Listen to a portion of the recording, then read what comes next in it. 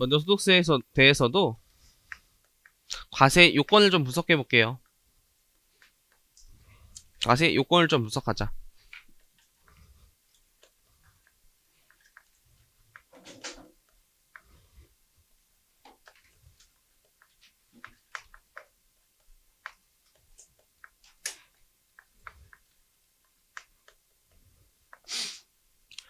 그래서 항상 모든 법은 과세 요건을 충족한 자에게 과세관청이 세금을 부과하고 징수할 수가 있어요.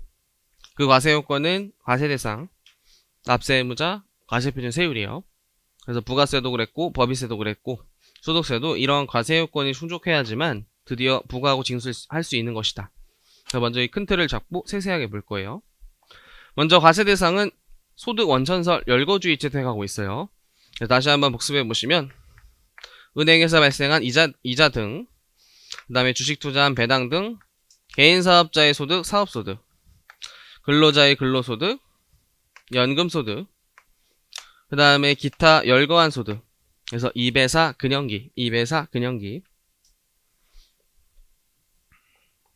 그 다음에 퇴직하면서 발생한 퇴직소득. 어떠한 자산을 양도하면서 발생한 양도소득. 이렇게 8가지 소득에 한해서 소득세는 과세하고 있다. 근데 8가지 소득을 약간 한 칸 이렇게 떼었죠. 그래서 이 6가지 소득과 나머지 2가지 소득을 구분하셔야 돼요, 일단. 먼저 2배사 근영기 소득은 모두 종합소득이에요. 그래서 종합과세한다고 좀 표현할 거예요. 종합과세한다고 표현할 것이다.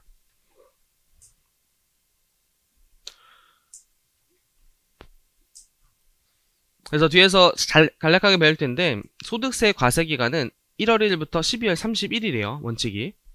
법인은 1년 안에 선택을 할 수가 있었죠. 하지만 개인은 선택을 못해요. 그냥 1년이에요. 1년.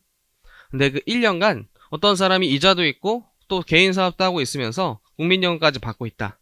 그런 걸 각각 신고하는 것이 아니라 소득세는 참고로 내년 5월달에 신고하죠. 5월달이 종소세 신고 기한이잖아요. 그 종소세, 종합소득이 2배사 근영기 6가지 소득이라는 거예요. 그래서 이자 발생하고 사업 발생했을 때 각각 신고하는 것이 아니라 6가지 소득을 모두 묶어서 5월달에 종소세 신고예요. 5월달에 종소세 신고.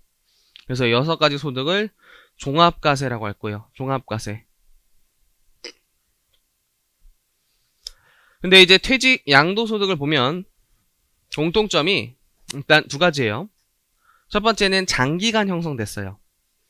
장기간 형성된 소득이에요. 퇴직을 하려면은 이제 입사일부터 퇴사일까지의 근속연수를 곱해서 산정하죠. 그래서 장기간 형성된 소득이다. 또 양도소득도 내가 자산을 오랫동안 보유하면서 난 시세차익이에요. 그래서 그런 양도소득과 퇴직은 장기간 형성된 소득이다. 그게 첫 번째 공통점. 두 번째로는 일시 좀 우발적 발생한 소득이에요. 퇴직함으로써 발생했고 양도함으로 발생해요. 그래서 이런 장기간 형성된 소득을 만약에 종합과세에 끼워 과세한다면 어떤 문제가 있을까? 거기서 출발하시면 먼저 세율을 좀 아셔야 돼요. 소득세 세율은 현행법상 최소 세율이 6%고 최고 세율이 42%예요. 그래서 6에서 42% 7단계 초과 누진세를 채택하고 있어요. 법인세는 4단계 초과 누진세율이었고 부가세는 10% 단일 비례세율이었죠. 소득세는 소득 증가하면서 세율도 증가하는데 그게 7단계 초과 누진세율이다. 그래서 만약 최고득자, 우리나라 상 1% 등이 이제 소득세 세율을 때려 맞는다면 42%를 맞고 실제 실무에서는 국세뿐만 아니라 지방소득세도 걷기 때문에 42%의 10%가 4점이에요. 그래서 46.2 등이 뜨이면 거의 반이 날아간다. 세금으로 반이 날아간다. 꽤 높은 세율이죠. 그래서 소득이 많으면 많을수록 높은 세율이 부과돼요. 초과누진 세율을 이해하지만 소득세법상 이해되는 규정이 많아요. 그럼 이제 다시 왼쪽에 이런 퇴직 양도소득이 장기간 형성된 소득인데 이거를 2배사 근영기처럼 종합과세를 끼워넣으면 이 퇴직소득 양도소득이 발생했을 때 무조건 높은 세율을 때려 맞아요.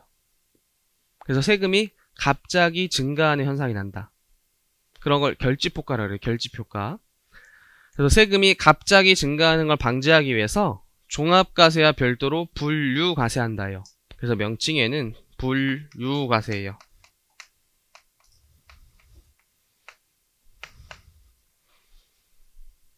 퇴직 양도는 분류과세하고 2배사 근영에는 종합과세하는 것이 원칙이다예요. 원칙이다. 그래서 한 가지 오해하시면 안 되는 게, 그럼 퇴직이랑 양도가 같이 있다면 이거는 합산하냐? 그것도 아니에요. 퇴직도 분류, 양도도 분류. 별도라는 거예요. 별도로. 둘 다 별도로.